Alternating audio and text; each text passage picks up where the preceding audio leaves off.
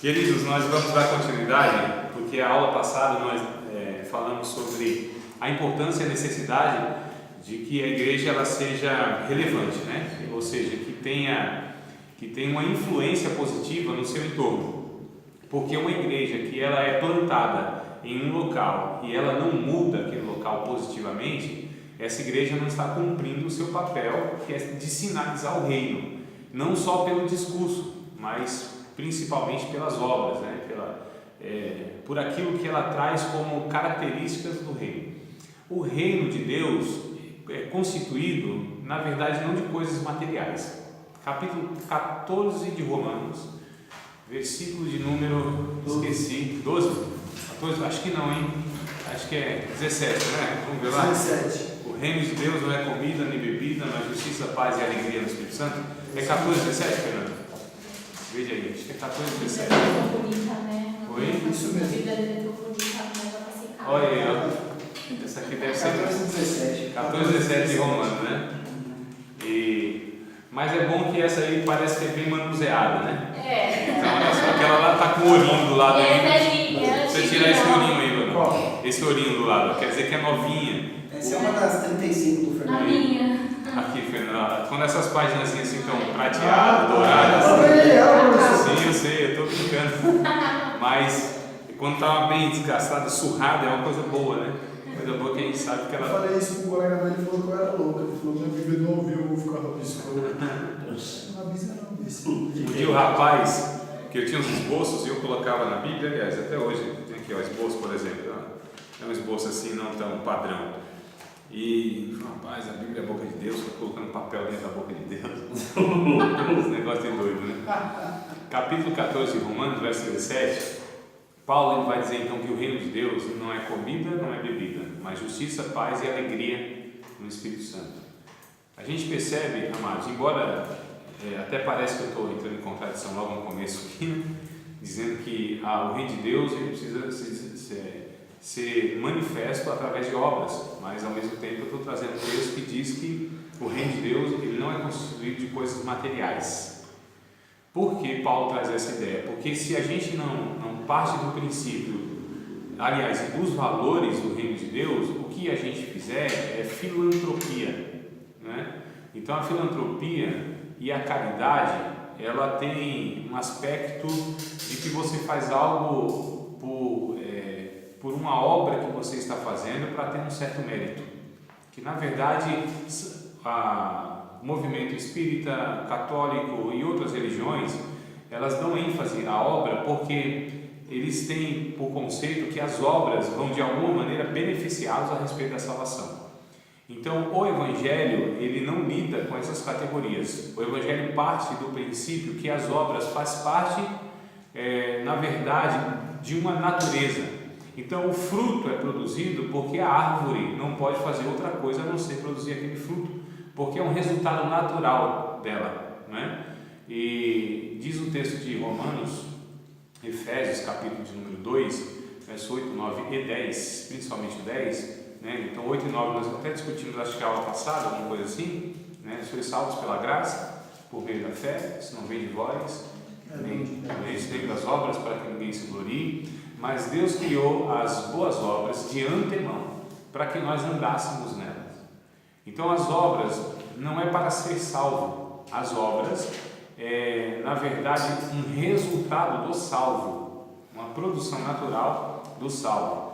Então a gente entende que o Evangelho ele é baseado na graça, né? A graça é na verdade aquilo que eu recebo e não fiz absolutamente nada para receber aquilo, é o favor divino, é a graça, né? É a bondade de Deus, é a ação unilateral de Deus sobre nossas vidas que nos alcançou, nós ainda estando mortos nas nossas ofensas, nos nossos pecados. E ainda Paulo vai dizer em Romanos capítulo 5 que talvez alguém poderia ousar morrer por um amigo, por um justo, mas Deus prova o seu amor para conosco, que mesmo sendo nós seus inimigos, Ele então envia seu Filho e morre por nós. Ou seja, é a bondade de Deus, é a misericórdia de Deus, é a graça de Deus, é a ação de Deus. Ele é o autor e é consumador de todo esse processo da fé e da salvação. consequentemente. Então, irmãos, as obras, elas são feitas como um resultado natural. Não posso, por exemplo, por que eu perdoo? Ora, porque um simples entendimento que eu tenho que eu fui perdoado, eu não tenho outra opção a não ser perdoar. Então, quem foi perdoado, né? Pedro pergunta isso, né? Senhor, até quantas vezes a gente precisa perdoar? olha a cabeça do religioso, daquela pessoa que quer se pautar por uma justiça própria, né? Senhor, o senhor fala aí, quantas vezes que a gente precisa perdoar? Aí Jesus, lógico, que ele traz lá, o 70 vezes 7 não tem nada a ver com conta, né? Nada assim, né? Justamente ele falou tantas quantas vezes for necessário, porque vocês também são perdoados assim. Então, da mesma forma que Deus se relaciona com a gente se relaciona com as outras pessoas. Da mesma forma que Deus cuidou de nós, e ainda nós, na ignorância dos nossos pecados, nós também devemos cuidar das pessoas, mesmo na ignorância dos seus pecados. Não é isso? Lembra que nós lemos em Atos capítulo 14, verso 17? Vocês lembram desse texto? Sim. Então, ajuda-nos aí. Que Deus, a alegria vem de Deus, né? Sim, também. Apesar de ele estar procurando adorar outros tipos de Deus e tal. Deus pagão lá.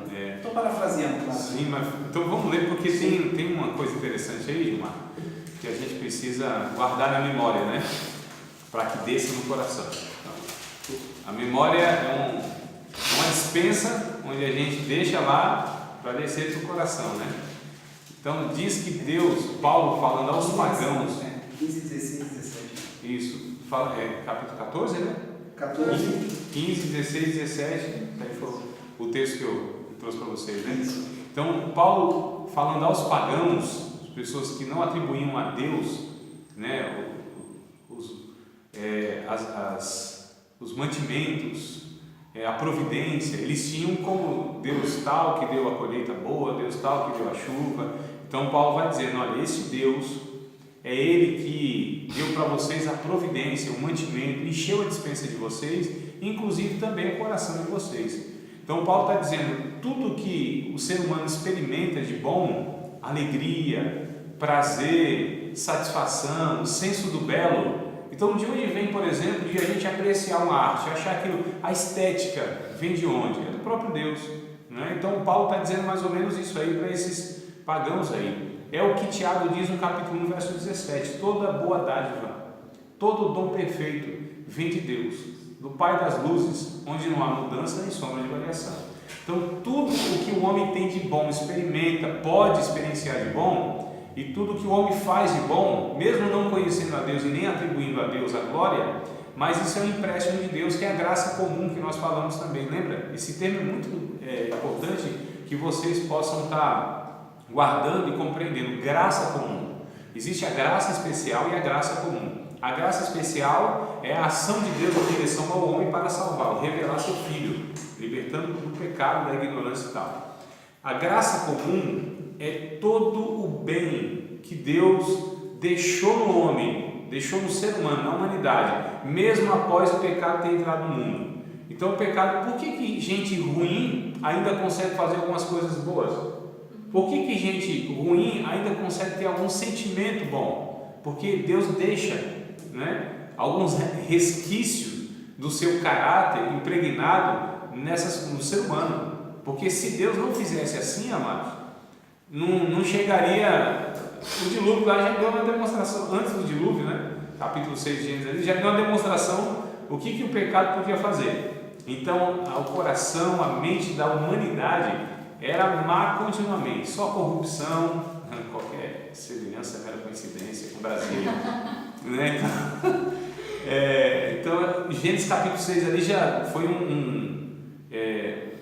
uma demonstração do que o pecado pode fazer na raça humana, ou seja, fazer com que a sociedade seja horrível, né? E a gente não está longe disso, desgraça após desgraça, que a gente infelizmente presencia, sabe? Aí atrocidades enormes, coisa assim, que é muito, que demonstra o efeito do pecado, na verdade, na raça humana. Então, assim, coisas inomináveis, né? Obras infrutuosas das trevas, como diz Paulo em outra ocasião. Então, se Deus não deixa alguma coisa de boa nos homens, eles matam uns aos outros, e o último que sobrar se mata. Ou seja, não ia sobrar ninguém, né? Então essa graça comum é tudo aquilo que o homem pode fazer de bom, pensar de bom e sentir de bom. Isso é Deus que deixa. Então, como Deus cuidou da humanidade, mesmo a humanidade afastada dele, rejeitando ele, assim também nós devemos fazer com todas as pessoas, porque nós somos a expressão e agentes do reino de Deus. Nós somos sinalizadores do reino de Deus.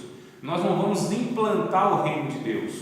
Não tem condição. O ser humano, a igreja, por mais sujeita ao evangelho que ela esteja, por mais dedicada ao reino de Deus que ela esteja, por mais na dependência do Espírito Santo, né, que a igreja esteja, jamais conseguirá implantar o reino de Deus, ou seja, um reino de justiça, um reino de paz, um reino de alegria estabelecido aqui. Quem fará isso é o próprio Cristo, naquele período, né, que a Bíblia chama de milênio. É uma discussão escatológica que dá pano para manga e não quero nem falar sobre esse negócio. Esse pepino deixa o Felipe, né? Então, negócio de milênio. Bom, mas correntes teológicas à parte, a questão é que o próprio Cristo ele implantará esse reino de justiça. Isso é um fato. Então o próprio Cristo fará isso. Ele poderá fazer isso. Ele regerá as nações com vara de ferro, né? Alguns pensam assim, nossa, então essa vara de ferro quer dizer que ele vai impor. Não, não é essa a ideia. A vara de ferro quer dizer que vai ser um modo inquebrantável. Jesus, ele implantará um reino de uma maneira que esse reino será estabelecido e não será quebrado. Essa justiça, essa paz e essa alegria. Então, pode ter certeza, criminalidade reduzirá quase zero. Justiça não haverá no reino de Deus. Moradia para todo mundo. Saúde, dependendo da corrente teológica, vai acreditar que as pessoas viverão quase 1000 anos, que é o princípio lá da criação, não é? Então, Matusalém, 960, não sei o que, né? Então, um jovem morrerá com 100 anos de idade e será considerado amaldiçoado porque morreu com 100 anos. Olha que coisa interessante, Isaías vai dizer isso, né? Então as pessoas olharão assim, nossa, morreu 100 anos, bichinhos foram na minha terra, bichinho, tadinho, 100 anos, tão novinho, né? Se fosse hoje, nossa, morreu com 7 anos, 8, 9, 10, é uma desgraça, né? Então naquele período, quem morrer com 100 anos de idade será considerado uma pessoa amaldiçoada porque morreu muito novo, porque as pessoas viverão lá seus 800, 700, 900 anos, segundo uma linha teológica, né? Então a questão é que será implantado esse reino de justiça, o próprio Cristo, mas enquanto ele não faz isso, nós que somos os seus agentes, ou seja, os agentes do reino, devemos sinalizar, apontar. O sinal, irmãos, ele aponta para alguma coisa. O sinal, ele não é o sinal pelo sinal.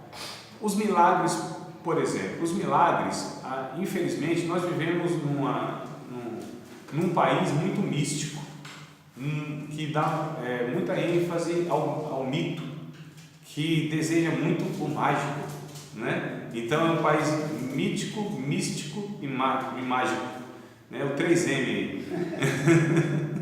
E o que acontece? Então a gente parece que priorizou o milagre pelo milagre.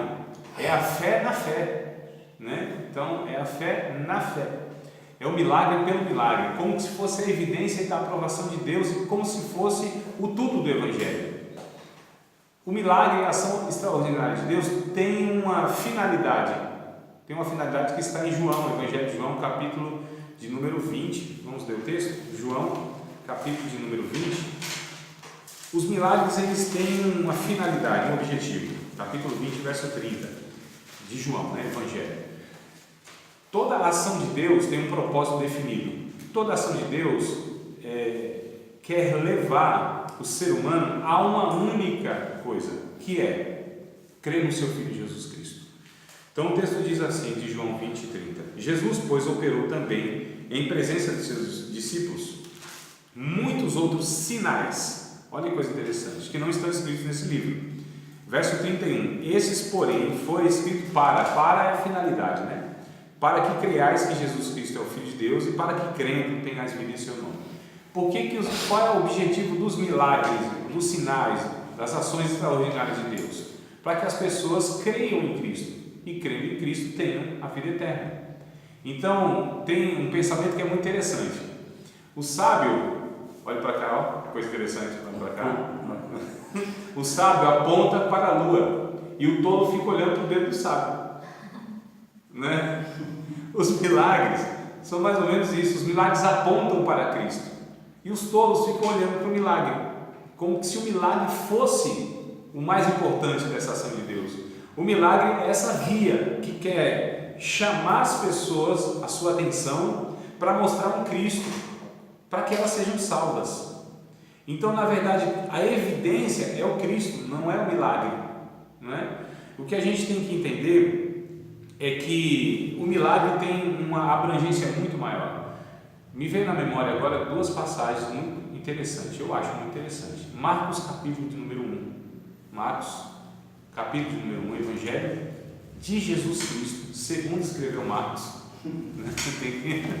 Já me corrigi isso aí. Não, porque tinha um aluno que brigava comigo. Disse, professor, o Evangelho não é de Marcos, o Evangelho é de Jesus. Aí eu tive que corrigir minha fala, né? Dentro dessa questão dos milagres, esse texto é uma resposta para a gente dizer que esse é um dos motivos que a gente não vê tanto milagre hoje? Rapaz, o que acontece, Davi? Milagre acontece. Sim. Né? Todo dia. Quando a gente coloca a questão de números, é que eu acho que a gente peca um pouquinho. Porque os milagres, o Espírito Santo nunca cessou de realizar milagres. Nunca cessou. Houve uma necessidade no início do século passado, por conta da demanda que tinha, de que o Evangelho fosse de fato pregado, porque os sinais eles acompanham a mensagem do Evangelho. Jesus disse isso, inclusive em Marcos, capítulo 15, né, verso 16, alguma coisa assim, e de pregar o Evangelho, toda criatura e tal, e a continuar dizendo, os sinais seguirão os que creem. Então faz parte esses sinais da pregação do Evangelho. Quando a gente pega a obra missionária como exemplo, a gente percebe que o Espírito Santo ele age de fato com esses sinais, porque os sinais eles têm esse propósito, chamar a atenção das pessoas para o Evangelho. Então não se pode ficar nos sinais, nas curas, né, e etc, mas que as pessoas sejam levadas a Cristo. Então assim, hoje tem milagres. Eu converso com o irmão aí muitas vezes no mês e é um relato que Deus fez isso, fez aquilo, são coisas extraordinárias. Talvez a gente não presencie isso com tanta frequência, de repente, na nossa experiência comunitária, mas não quer dizer que Deus não está fazendo, inclusive no nosso país, né? Mas é lógico, eu entendo o que você está querendo trazer, porque assim, talvez uma década e meia atrás, né, no movimento pentecostal, nós vimos de fato, nós experimentamos, alguns de nós, acredito, experimentou muito mais essas ações extraordinárias. E aí assim, seria um discurso um pouco longo que eu precisaria fazer para a gente discutir, que é mais complexo do que uma resposta, uma fala. Mas o que acontece? É necessário que uma comunidade de fé ela se ponha em oração, né? Para que haja sensibilidade do Espírito Santo. Então, se pondo em oração, a oração, irmãos, é o ambiente que é criado, propício para que o Espírito Santo haja e flua. Então, como consequência de uma igreja, eu posso falar isso com um pouco de propriedade, porque eu estou há 20 anos, né, no movimento pentecostal, e observando e participando também. E a minha própria vida talvez seja, aí, infelizmente, uma prova de que, de fato, a gente parece que assim, não ora como antes, né, não leva uma vida tão piedosa como antes. Estou falando de mim. E eu estou falando de algumas pessoas que eu convivo também há 20 anos. Nós mudamos. Quem não muda? Quem não muda é Cristo. Nós mudamos. É claro que a gente vai tomando uma identidade, criando uma identidade, que a gente sabe que a oração ela é essencial para a vida cristã. Essencial. Só que nós não oramos mais buscando esse milagre diário, a não ser que haja uma necessidade. Então há uma necessidade de reverter uma situação, né, complicada, de doença e tudo mais, a igreja se põe a orar e Deus realiza milagres. Isso aí eu vejo diariamente. Será que vocês não poderiam estar trazendo um relato de um mês para cá? Vocês ficaram sabendo, de repente, não na sua igreja, mas em outra. Então assim, mas talvez esse volume a gente não tenha, mesmo porque eu acho que nem tem necessidade. A gente tem um contingente de cristãos, né, que não, e a gente poderia, na verdade, fazer toda a diferença e pregar o Evangelho, não com essa necessidade de mostrar aos ímpios esses milagres. Não pode ser um foco, né? Sim, mas nós teríamos a condição, já pelo fato de ter 50 milhões de evangélicos, vocês acham que é pouco no país? É gente, né? 50 milhões de evangélicos, nós temos condição de pregar o Evangelho no sentido não de dar ênfase aos milagres e às ações sobrenaturais, mas sim sobre o comportamento, sobre esse impacto, né, positivo que nós estamos discutindo aqui. Então isso para o ímpio seria, para quem não conhece a Deus, muito mais efetivo do que o milagre, porque milagre por milagre, nessa geração mística, sim, então você vê no Espiritismo, você vê no Satanismo, você vê em outras religiões que também trabalham com a questão do sobrenatural. Lógico, amados, eu não estou querendo comparar uma coisa com a outra, que não tem nada a ver. Mas eu digo assim, a ênfase não é isso, né? Foi-se necessário, porque de fato os sinais eles corroboram com a mensagem do Evangelho. Agora, o que eu quero dizer é que o milagre, ele tem, na ótica bíblica, ele tem uma abrangência muito maior. Então vamos por dois exemplos, pelo menos dois aqui, talvez tenha um terceiro, se eu lembrar aqui eu falo. O Marcos capítulo 1, a partir do verso 40, tem um relato de um leproso. Esse leproso, ou os leprosos, eles não poderiam viver na sociedade, porque eram imundos. Cerimonialmente eles não poderiam tocar, ninguém podia tocar nessas pessoas. E então eles viviam literalmente à margem da sociedade, fora mesmo da cidade. Se alguém chegasse próximo 100 metros, era o máximo, 100 metros, ele tinha que gritar: imundo, imundo, imundo. Está lá no Antigo Testamento, né? É um aspecto lá da lei. Então, Jesus estava se aproximando aí desse local onde havia os leprosos lá, fora da cidade. Com certeza o leproso gritou: imundo, imundo, imundo, e Jesus não parou de ir em direção a ele. Jesus indo em direção a ele, e ele percebendo que Jesus não mudava de direção, ele correu até Jesus, se prostra, dobra o joelho, adora Jesus e diz: Senhor, se tu quiseres, tu bem podes me limpar. Olha só, esse leproso de alguma maneira tinha ouvido já falar de Jesus, sabia do poder de Jesus, de cura, dos milagres e etc. Tanto é que Marcos, esse evangelho que é milagre atrás de milagre, né? Então Marcos é o mais resumido dos evangelhos, mas ele fala de expulsão de demônios, de operação de milagres através da natureza, curas. Então é um milagre atrás do outro, é uma ação sobrenatural atrás do outro, no evangelho de Marcos, mais do que os outros inclusive. E o que acontece? Então eu acho muito interessante que esse leproso conhecia Jesus, sabia que Jesus poderia curar, e disse: se tu quiseres, tu bem podes me curar. Jesus responde: eu quero. E a Bíblia é enfática e diz assim: e tocou o leproso, disse: quero ser limpo. É muito interessante, irmãos, porque Jesus poderia ou não poderia, como fez em outras ocasiões, e assim: tua fé te salvou, vai, está tudo certo. Né?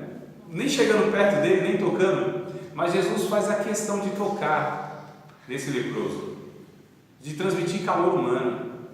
Eu fico pensando, e não é uma viagem na maionese, né? Não é ferir hermeneuticamente o texto, que esse leproso poderia ter, de repente, uma esposa, um filho, um pai, uma mãe, ou seja, tinha família. Há quanto tempo esse rapaz não sabia o que era um toque de um outro ser humano?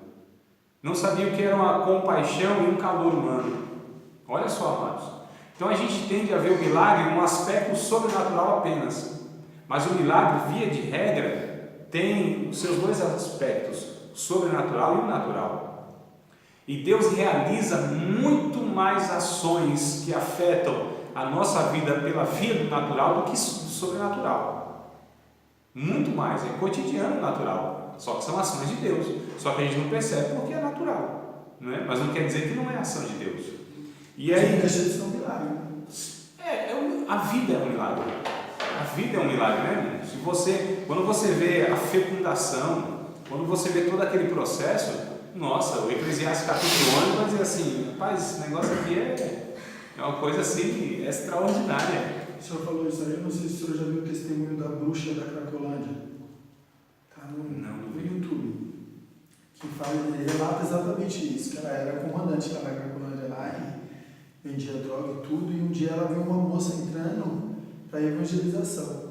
E ela falou que essa moça era muito linda, muito bonita mesmo, alta, loura, com olhos verdes. Quando ela olhou, ela sentiu aquela vontade de ser abraçada por aquela moça, né? Sim. E ela, pensando com ela, falou, nossa, como eu queria ter um abraço dessa moça. E aquela moça se aproximou dela e falou, posso te dar um abraço? Abraçou ela, falou que Jesus amava ela. Hoje ela saiu da Cracolândia, se formou em teologia e faz missões. E isso tem tudo a ver com o que o senhor falou, que foi o contato físico, sabe? A forma com que aquela moça tratou ela contando, tá no YouTube para quem quiser ver. E eu acho que tem muito a ver com isso, porque isso é um milagre. Claro. Ninguém conseguia, às vezes na hora da sociedade ela nunca sairia daquela vida. E um simples abraço, um simples toque humano, calor humano, uma expressão de amor, foi o suficiente para tirar ela daquela vida. Que na nossa geração e que na nossa condição de raça humana corrompida pelo pecado, irmão, não é natural, né, afetos a estranhos, mesmo no país latino, né, que a gente é aquele expansivo, aquela coisa toda, mas não é natural você ser empático, você ser simpático. O natural é você ser antipático, apático. Não é natural você ter alteridade, não é natural você ir ao encontro do outro, né? Então a gente vive numa geração individualista, numa geração egoísta. A gente vive nessa situação de cada um por si e Deus por ninguém. Né? Ou Deus por todos, como diz aí. Mas a questão é essa, esse milagre, e esse do capítulo 1 aqui de Marcos, é muito interessante, porque olha só, esse rapaz, quanto tempo, amados? Quanto tempo? E a Bíblia faz questão de que Jesus tocou esse leproso. Quem tocaria um leproso? Principalmente naquela cultura, naquela época, ninguém, judeu algum faria isso. Impossível. Era algo escandaloso, né? Acho que foi assim, algo impactante. Se tornava impuro, inclusive, cerimonialmente. Se você for ter uma ideia, até bem pouco tempo atrás, aqui próprio aqui em Minas, não tinha aquela cidade dos leprosos? Sim. Faz quanto tempo? Isso. Pessoas que viviam lá, era uma cidade que só tinha problemas com pessoas com lepra, que viviam isoladas da sociedade, da própria família. Exato. Quanto tempo Exato. atrás? Agora veja o impacto, do Evangelho quando essa pessoa que ela é um pária da sociedade, é desprezado pela sociedade, um morador de rua, que a gente chama de uma população invisível, né? Invisível no sentido que as pessoas passam e parece que não veem como ser humano, já eles se tornaram parte do cenário. Tem um poste, tem um cachorro, tem um morador de rua, se tornou parte do cenário, né? A insensibilidade, inclusive pelo dia a dia. Eu me lembro que quando eu mudei lá para a Zona Leste, em 94, eu vi o primeiro homicídio. Eu quase não dormi à noite, fiquei assombrado, como diz, né? Fiquei assim, chocado, um negócio assim, terrível. Nossa, uma pessoa sendo morta assim na sua frente é uma coisa que traumatiza. E aquilo, eu vi 1, 2, 3, 4, 5, sei lá quantos, perdi a conta, e aquilo vai passando a ser quase que natural, não é? Rotineiro, né? Mas vai te tornando insensível, no sentido que você não tem mais aquele choque, aquele impacto, não é? Então, a gente muitas vezes vai passando, como é comum a gente ver morador de rua em cada esquina aí, parece que a gente vai se tornando insensível, indiferente, né? Então, fica aquele negócio assim, não é natural. O ser humano, literalmente na sarjeta, não é natural. O ser humano, sem um mínimo de dignidade, não é natural. E aí o Evangelho vem para reverter esse quadro, porque a pregação do Evangelho segundo Tiago, ele tem que trazer obras, tem necessariamente que trazer o Tiago é o Provérbios do Antigo Testamento, né? O Tiago, ele fala das questões práticas, não é à toa que o Martinho Lutero, isso aqui é epístola de palha, isso aqui não, isso aqui fala de obras e tal, ele veio daquele extremo, né, das obras, e agora está só pela fé, e desconsiderou, ele desequilibrou um pouco, né? Martinho Lutero desequilibrou um pouco. Por ele tirava o Tiago da Bíblia, né? O Tiago é mais metade da Bíblia que queria tirar. É. Mas é gente boa, viu, irmão? Não, Falar em obra para ele. não, mas Martinho Lutero eu gosto dele, viu? É gente boa, não estou falando mal dele. Não. E aí o que acontece? Esse texto de Marcos, então, para mim, me traz o milagre, esse aspecto da humanidade de Jesus, da sensibilidade de Jesus de tocar aquele rapaz. Jesus não precisaria fazer isso para curá-lo. A sua palavra bastaria. Quero, seja curado. Só que ele toca. Aqui é a bondade e a benignidade de Jesus, que é o fruto do Espírito. Né? Lá em Gálatas 5:22, amor, gozo, paz, longanimidade, bondade, benignidade, fidelidade, mansidão e controle de si próprio. Domínio próprio, né? Temperança, dependendo da versão. Então, assim, bondade e benignidade. Parece a mesma coisa, mas não é. Então, bondade seria Jesus, quero ser limpo. Jesus foi bondoso em curar o rapaz. Mas além dele ser bom, ele também foi benigno, porque a forma que ele faz aquilo, a maneira que ele faz aquilo. Tem gente que é boa, mas faz um negócio não de uma forma benigna, né? Eu já vi gente dando presente bruto, brigando com o outro dando presente. Não, foi bom dar o presente, mas foi bruto na forma. Então, bondade e benignidade, a forma que se faz, a maneira que se faz. Outra passagem é a mulher do fluxo de sangue. A mulher do fluxo de sangue é muito interessante, porque está aquela multidão apertando Jesus e tudo mais, e aí a mulher toca em Jesus, né? Tocou em Jesus, saiu a virtude, né, de Jesus, curou aquela mulher, e aí Jesus diz assim: quem me tocou? Está de brincadeira com a gente. Essa multidão te tocando, te apertando, pergunta: quem te tocou? Não, mas alguém me tocou, diferente, e eu senti que de mim saiu virtude. E ele queria saber quem tocou. Agora, olha que coisa interessante, há um propósito. Jesus sabia ou não sabia daquela mulher que tinha tocado, que era ela? Sabia, porque o texto vai dizer: e vendo a mulher que não podia se ocultar. Mas por que Jesus faz questão que essa mulher se apresente em público? Bom, era uma mulher excluída da sociedade por ser impura cerimonialmente, por ter esse fluxo de sangue. Quantos anos? 18, é isso? 18, né? Muito tempo. Então, essa mulher, na ótica do milagre, dos milagreiros, a cura já estava de bom tamanho, já era o suficiente. Mas na ótica de Jesus, que o milagre tem um aspecto de restaurar socialmente a pessoa também, e não só de trazer para ela a solução do problema imediato, físico e etc.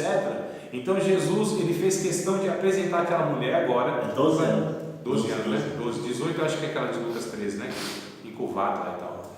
Então Jesus faz questão de apresentar essa mulher agora para a sociedade, para que ela seja restaurada à sociedade, para que ela seja reconhecida na sociedade como uma pessoa digna também. Então olha que coisa interessante, porque se fosse só a cura pela cura, ela foi curada e acabou, vai para casa e está tudo certo. Jesus fez questão de apresentar essa mulher para todo mundo. Ó, ela não é mais impura. Ela agora tem condição de viver no meio de vocês. Restaurou ela socialmente também. Reintegrou. A palavra é essa, o termo técnico é isso. Reintegrou essa mulher à sociedade. Lembrei do outro caso, que é a viúva de Naim. Acho que é capítulo 11, Lucas. Me ajuda aí nas referências. Mas é a viúva de Naim.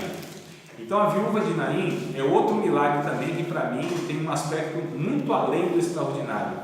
Então aquela viúva tinha um único filho. Bom, tinha perdido o marido.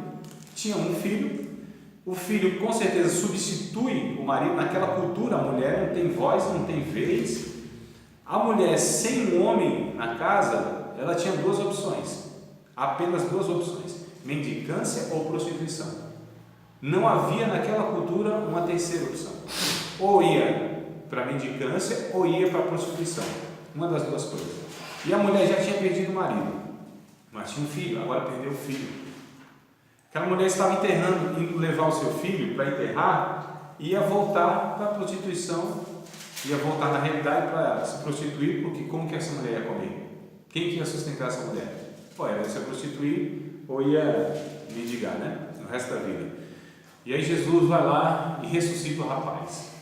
Irmãos, já seria de bom tamanho a questão de devolver o filho para a mulher. Ela já ia ficar assim grata e estava tudo certo. Já pensou? Né? Então a mulher, o único filho perde. Se Jesus tivesse devolvido só o filho, ótimo. Mas há esse aspecto social nesse milagre, porque Jesus também devolve a essa mulher a oportunidade de continuar vivendo dignamente, sem se prostituir e sem mendigar. Percebe, amados? Como que os milagres, eles de fato trazem não só essa realidade do sobrenatural, dessa glorificação, porque é um Deus poderoso que intervém na história humana, mas que também traz esse propósito de restaurar o homem em todo. Lembra do Evangelho todo? A todo homem, em todo lugar? E foi a questão de Lausanne, né? Então, o Evangelho todo é isso, é o homem integral, é o homem inteiro, é o homem em todos os seus aspectos da sua humanidade. É o que Tiago diz, o homem não é só alma, só não precisa de paz na alma, precisa de comida na barriga. Não é? Como aquele poeta da nossa cultura, da nossa nação, ele disse: a gente não quer só comida, a gente quer comida, diversão, viado. A gente não quer só comida. Deixa eu falar aqui, vamos falar aqui. Né? Então, eu digo poeta assim que é para dar uma amenizada, né? Porque assim, não é do arraial evangélico, aí a gente fala, não é possível, não vem nada de bom de quem não é do arraial evangélico. Né? E a gente chega num absurdo de que se o amor é cantado na boca de uma pessoa que a gente não considera de Deus, esse amor é desconsiderado. O amor na boca do Renato Russo é profano, mas a vingança na boca da Damares tem sabor de mel. Só porque tem um rótulo, tem um rótulozinho. Então a gente precisa entender que Deus está trabalhando. Irmãos, a verdade é a verdade de Deus até na boca do diabo. Martinho Lutero, falei que a gente boa. Martinho Lutero disse o seguinte: que o diabo é a mão esquerda de Deus. Né? Ou seja, Deus age na sua criação, é a graça comum. E a gente precisa entender então essas realidades. Então, queridos, uma igreja relevante tem que ter um projeto para a comunidade. Eu não falei isso na semana passada, né? Me ajudem, não lembro, não? Não, pincelou um pouco, mas não chegou a se aprofundar, não. Eu trouxe para vocês anotarem, mas não acabei não. Tá bom, então. Os tópicos para poder ir anotando. Isso, então vamos lá. Agora iniciar então aprofundar um pouquinho aí nesses pontos. Tem um projeto para a comunidade. Então a igreja precisa ter um projeto para a comunidade. E aí cada comunidade vai ter uma demanda.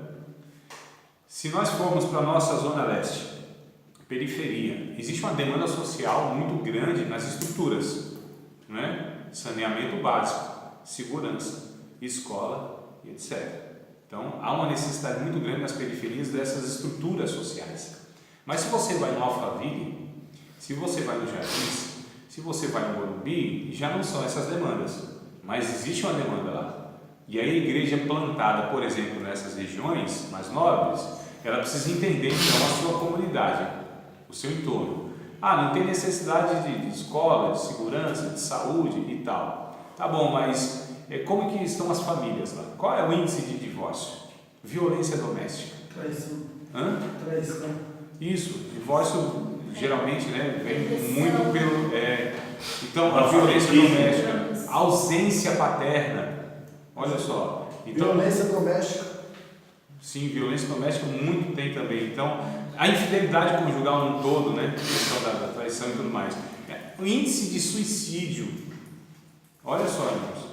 Então, existe uma demanda em todas as áreas da humanidade, e elas se manifestam em locais diferentes, porque a gente vive nesse país desigual, nesse mundo desigual. Eu estava assistindo a reportagem, acho que foi hoje ou foi ontem, não lembro, acho que deve ter sido hoje, que foi uma escola de periferia em um shopping. Aí, viu, né?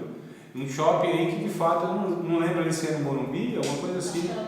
Não sei se shopping Eldorado, alguma coisa assim. Colocaram para fora, acho que. Isso, as criancinhas, ela falou, não, aqui é um shopping elitizado, de elite. Né? Então, isso é uma realidade que a gente enfrenta, irmão. Então, isso aí é o nosso dia a dia, a gente sabe muito bem dessas questões que não são exceções.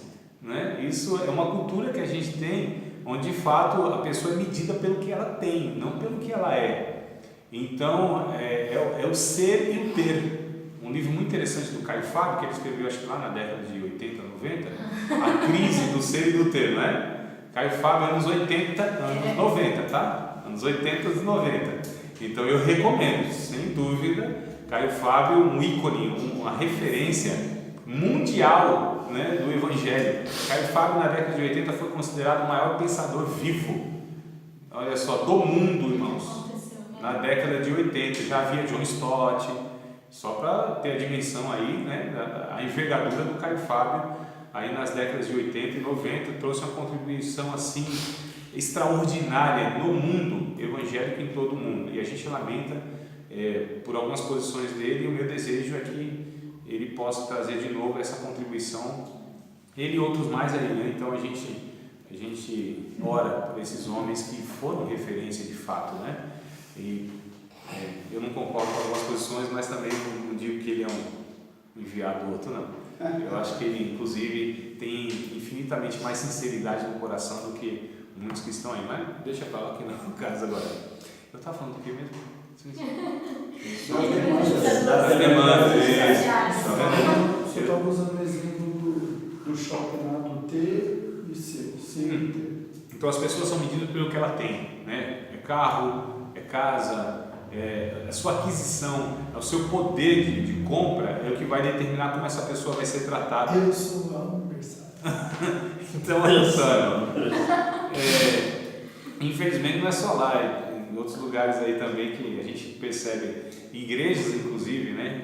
Porque a a igreja ela é reflexo muitas vezes da sua sociedade, quando ela não influencia, ela é influenciada, não tem jeito. Então nessa sociedade, ou nesse mundo que é capitalista, nesse mundo que a pessoa é medida mesmo pelo o bem que ela consegue amealhar, e Jesus disse em Lucas capítulo 12, verso 15, a vida de qualquer não consiste nos bens do que possui. Olha que coisa interessante, né? Então eu costumo dizer que a gente quer comprar o que não precisa com dinheiro que não tem, para mostrar o que não é para as pessoas que não gostam. Não é verdade? Então olha só, a gente precisa ter muito cuidado. Aleluia, está aparecendo um negócio ali. Deixa eu só coisar aqui. Vocês sabem o que é coisar? Na minha terra a gente diz coisar para tudo que é definido. Coisei o negócio, agora a gente continua. Então, está coisado, né? Então, queridos, o que acontece? Um projeto para a comunidade, e é preciso conhecer a comunidade, e cada um precisa conhecer a sua comunidade, a sua realidade, a sua demanda. E aí nós falamos na aula passada, se não me falha a memória, sobre essa questão desses elefantes brancos. Alguém assistiu? Não assisti, eu estava vendo agora. Ninguém assistiu? Nossa, anote aí. Eu Elefante anotei. Branco é um filme. Eu anotei aqui. Um filme para vocês assistirem, Elefante Branco. Deve estar na Netflix, deve estar até no YouTube. Elefante Branco. Então, irmãos, assistam.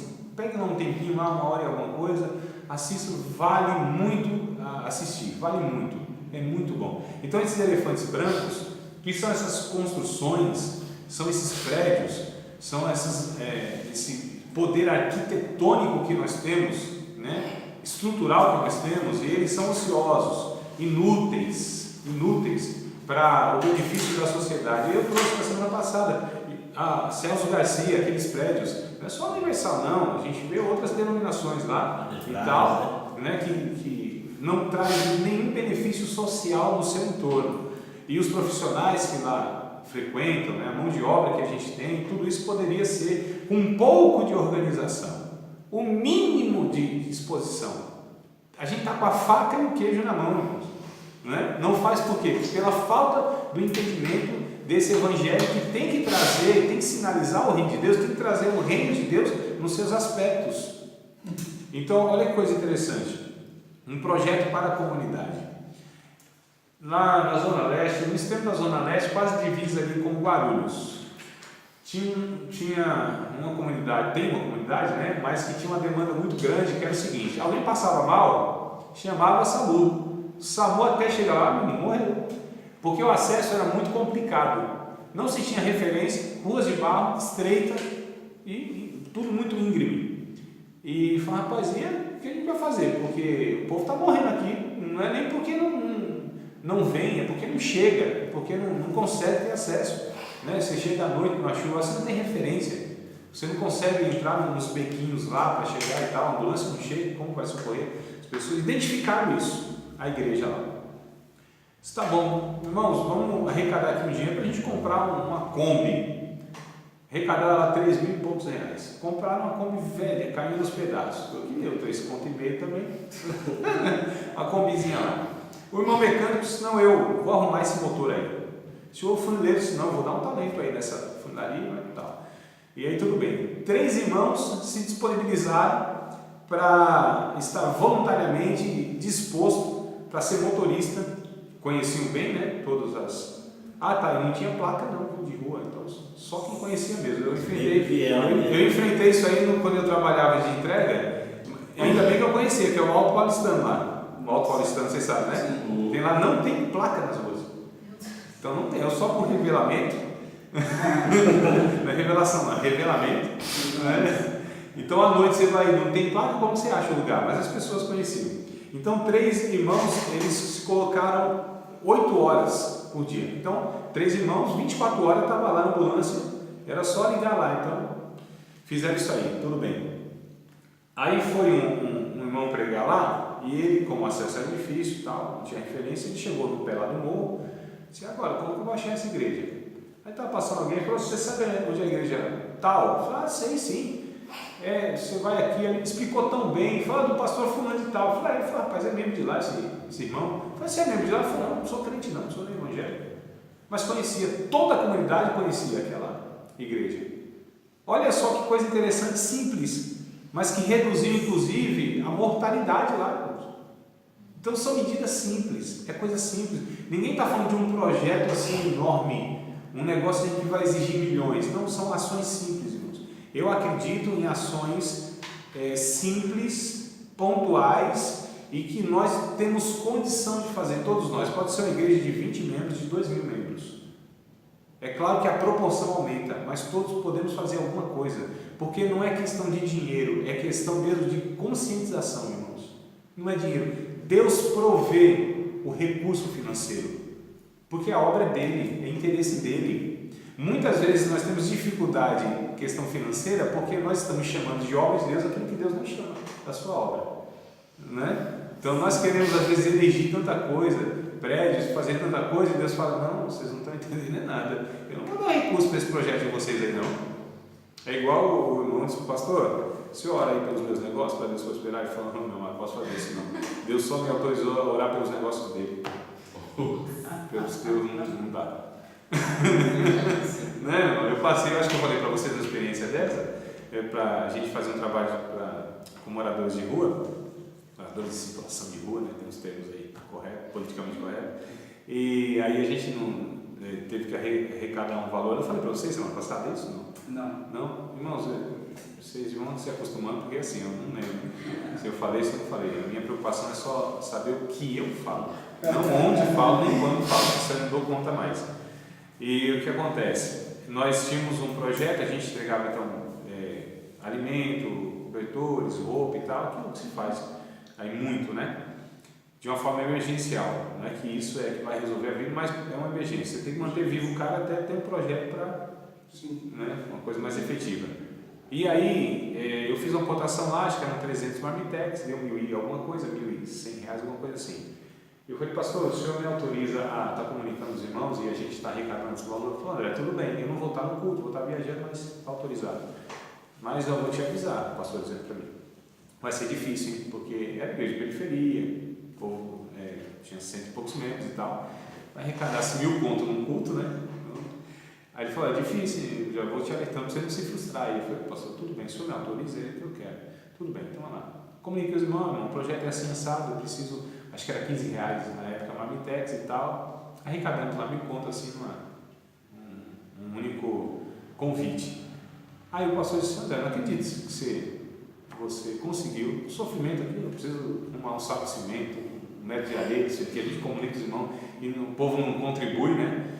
Eu falei, então, pastor, porque assim, a gente às vezes está chamando a obra de Deus o que Deus não chama. Então, se é interesse dele, Deus move o coração das pessoas, elas contribuem. O recurso é de Deus, se o interesse é de Deus. Agora, a gente muitas vezes está colocando os nossos interesses e fica brigando com o povo, que né? Então, não é, irmão. Deus, Ele move o coração das pessoas. Quando o projeto? Porque Deus não deixa faltar recurso para a sua obra. Isso é um fato. São experiências que eu já passei mais ou menos aí nessa semelhança. Então, o que acontece? Um projeto para a sociedade. A gente precisa conhecer a nossa comunidade e a gente precisa, então, trazer soluções. Só dei esse exemplo muito simples, mas tem diversos outros. Saneamento básico, por exemplo, educação, por exemplo, segurança, por exemplo. Nós temos gente a rodo, aos montes, para que a gente possa, então, arregimentar essas pessoas e a gente organize e a gente possa ter esse impacto social no entorno da igreja, né? Como eu disse, essa comunidade ela vai achar muito estranho um povo fazendo tudo isso em troca do quê? Né? Porque também nós não podemos cair naquele erro da emboscada. Evangelismo de emboscada. Evangelismo de emboscada, né? A gente vai fazer porque a gente quer trazer para a nossa religião. Né, irmão? Nós fazemos, por que nós fazemos? Ora, é natural nosso ajudar as pessoas. Faz parte da nossa natureza, é ajudar as pessoas. E naturalmente elas vão perguntar: quem são vocês?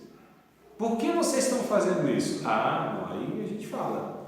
Aí é inevitável também que no processo, na caminhada, nas relações, nós vamos falar de Jesus, porque também é a nossa natureza falar do Cristo. Né? Então é da nossa natureza ajudar as pessoas, é da nossa natureza falar do Cristo.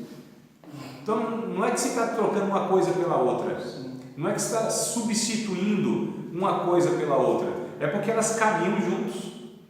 Olha que coisa interessante. Então as obras e a fé, elas caminham paralelamente. Não, nem tem como desassociar a fé das obras. Na nossa imaginação a gente consegue fazer isso, mas biblicamente falando, teologicamente falando, é impossível desassociar fé e obras, porque a fé para o judeu e a fé para os crentes no Novo Testamento, a fé ela é sinônimo de feito. A fé ela tem que ser concretizada. O judeu jamais entendia essas questões abstratas. Tanto é que você não vê no Antigo Testamento falando muito de eternidade, milagres, demônios, essas coisas todas, né? É um negócio efetivo mesmo. É ali, é dia a dia. Tinha lei para tudo, irmão. Lei para copo d'água, lei para arrumar mesa, nos negócios, em casa. Então, assim, a vida era integrada. É que nós compartimentalizamos nossa vida. Então, a gente acha que é possível ser um cristão, mas na empresa não ser, em casa não ser, na sociedade não ser. Ser só na igreja. É impossível isso. Biblicamente é impossível. Eu tenho minha vida social, minha vida familiar, minha vida ministerial, minha vida não sei o que, sem Minha vida carnal. Vamos pelo acelerador. Também sou ser humano, né? Deixa eu até tomar mais um gole aí. Aí tu pegou pesado, né? Então, querido, a gente precisa ter um entendimento que a Bíblia traz para nós, que é um entendimento de uma vida na vida, uma vida em Cristo na vida, nas relações, no dia a dia, não é? Então, a igreja de Cristo, ela precisa ter um projeto para a sua comunidade, e esse projeto, onde anunciará Cristo através das obras, essas pessoas vão ficar espantadas. Por que estão fazendo isso? Aí a gente fala, porque o Cristo, o nosso Cristo, Ele nos salvou, Ele nos enviou aqui para falar, inclusive, que o teu problema maior não é nem a falta de pão, não é nem a falta de água, o teu problema maior é a falta de paz na alma. E a gente prega o Evangelho, irmãos, porque é consequência também da nossa vida, uma coisa e outra. E não posso pregar o Evangelho e deixar a pessoa naquela situação. Tiago vai dizer: fé demoníaca, é fé de demônios, é crença na verdade, porque a fé ela é concretizada. A fé, o conceito de fé na Bíblia é de fato aquilo que pode se concretizar, que é o contrário da nossa ideia de fé, que é abstrata, é místico, lida com o sobrenatural, né? Então a fé é sempre no campo assim do impossível. Isso, não, mas do sobrenatural mesmo. Fé nunca é ligado à matéria. As pessoas até acham que fé é uma coisa e materialidade é outra. Não, a fé ela tem que se materializar, ela tem que se desembocar em obras. A fé ela precisa ser palpável, visível. A fé bíblica não é essa fé imaginária, mística, abstrata. A fé bíblica é aquilo que eu faço, aquilo que eu realizo. O Luiz Saião tem um exemplo muito interessante, que é assim, quando ele traz o futebol, né? Quando um jogador, ele vê que a bola está saindo, tal, ele olha assim e fala, não, eu acredito que dá para a gente pegar essa bola aí e salvar ela. Aí ele fica pensando, não, eu creio.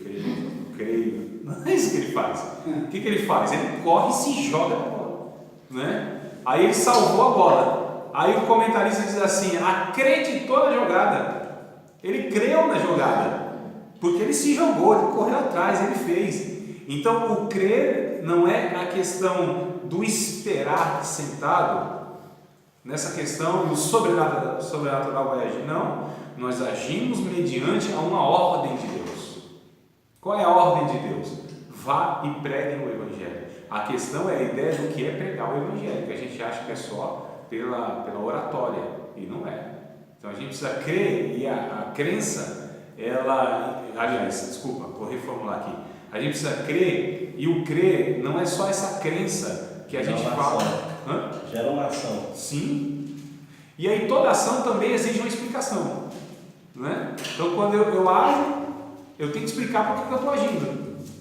Então, amados, nós precisamos, primeira coisa, ter um projeto da comunidade, conhecer essa comunidade. E eu ia trazer para vocês aqui, porque já passou um pouquinho da hora, mas 5 minutinhos vocês. Quem me dá 5 minutos? 5 minutos aqui. 5. 5, não, só levanta a mão, 5 minutos. 5, 10, 15, 20. Tá, 15 minutos. Até 10 para 10, tá bom, até 10 para 10. Mas vamos lá. Eu trouxe aqui umas estatísticas, e quando a gente fala desse assunto, é coisa assim, é estatística, é pesquisa, né? São dados, são números mesmo.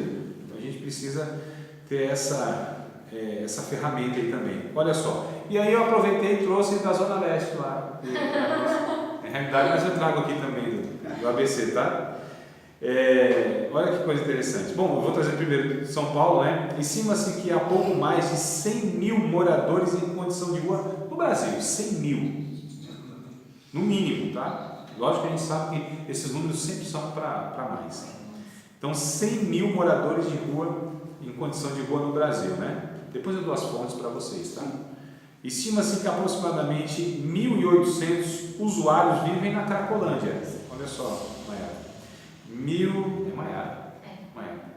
1.800 usuários vivem lá na Cracolândia.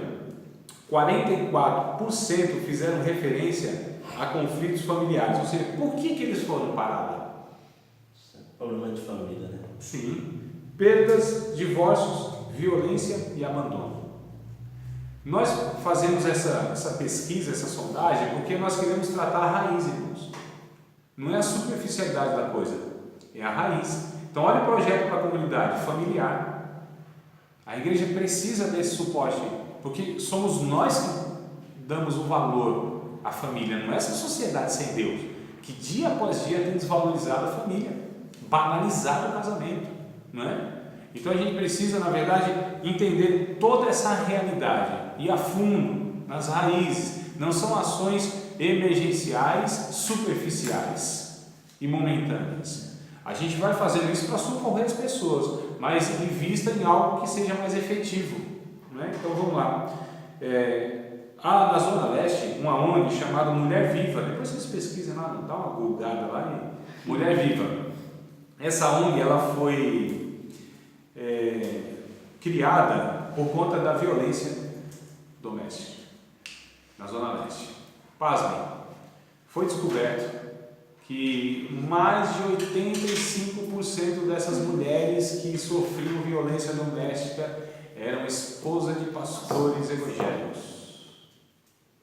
Mulher Viva é o nome da ONG. Então olha só, né? Precisa entender toda essa realidade aí, amados. O negócio não é brincadeira não. Na região da Sé, concentra-se aproximadamente 3.864 moradores de rua, a região da Sé. E eles se espalham, né? Glicério e tal, mas região central. Estima-se que 7.385 é a população que pernoita na rua em São Paulo. Não vão para albergues. Outras 8.570 dormem em abrigos, segundo o censo de 2015. Então, pode ter certeza que esse número ele aumentou, sem dúvida. Então, a tendência é essa, né? A população de São Paulo é de 12,11 milhões de pessoas. População de São Paulo. População da Zona Leste, 1.552.070. É gente, aquelas horas. É o bairro mais populoso. Zona Leste, irmãos, é muita gente por metro quadrado. Quando a gente vem pra cá, e eu tô pra lá e pra cá, né, todo dia, vou e volto, aí você vê assim o choque. Aqui você vê poucas pessoas na rua, ruas largas, terrenos maiores. Lá não, terrenos menores. Moram muito mais pessoas naqueles terrenos menores, 2, 3 famílias no mesmo terreno de 5 por 15. Quase nenhuma. Na Tiradentes ali, então, meu Não, Deus. Tiradentes mais ainda. Tiradentes você vê pelos ônibus que passam. Tiradentes, né? Então, é muita gente. Então, olha só, 1,5 milhão de pessoas, mais de 1,5 milhão de pessoas na Zona Leste, com renda média de R$ 875. Então, a gente fala assim, Distrito de São Mateus. O Distrito de São Mateus compreende Penha, Ermelino Matarazzo, Itaquera e o próprio São Mateus. Só aí tem 220 mil pessoas. A gente está falando de 3 quilômetros quadrados. É muita gente, com a renda muito baixa. O índice de violência é muito grande. São Mateus, São Mateus é o bairro que tem o maior índice de roubo de veículo, roubo e furto de veículo de todo o estado de São Paulo, irmãos. Somos premiados lá, né? Lá, né? Privilegiado mesmo. O bairro que tem o maior índice de roubo e furto de veículos de todo o estado de São Paulo. É muito grande o estado de São Paulo, e é lá que se concentra isso aí. E a gente sabe na pele, né? Isso aí e tal. Então, queridos, pensando então e conhecendo algumas demandas, a gente tem que pensar em projeto, então, para essa realidade. Não adianta lá também falar de assuntos que pertencem lá à região nobre. Também não adianta lá na região nobre a gente tratar de saneamento básico, de educação, porque lá tem escolas particulares, lá está tudo certinho, lá o asfalto não é remendado, né? Então a gente precisa ter essa noção aí. Tudo bem? Vocês têm alguma pergunta fácil e rápida?